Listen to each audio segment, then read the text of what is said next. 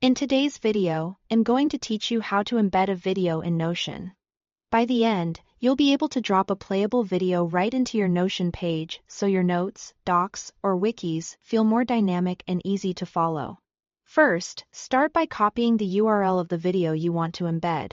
This could be like from YouTube. Any of the major platforms work well. The simplest way is to open the video and use the platform's share button.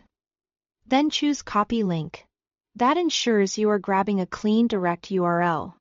If you need the video to start at a certain moment, set the timestamp in the sharing options before you copy the link. Also, make sure the video's privacy settings allow others to view it.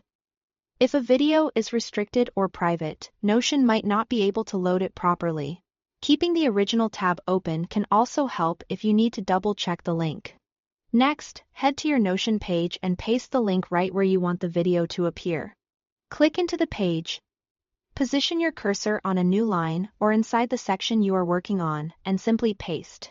Notion will recognize the link automatically.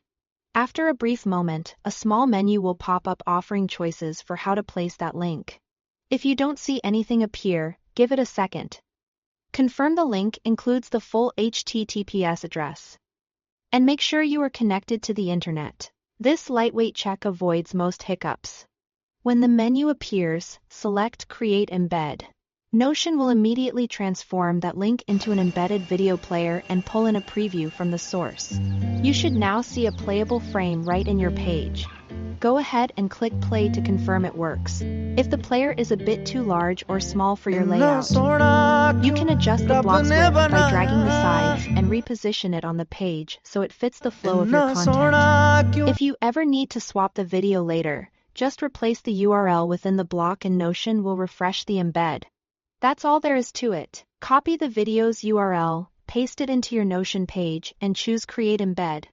With these 3 simple moves, you can enrich notes, tutorials, or documentation without forcing people to leave the page. Thanks for watching.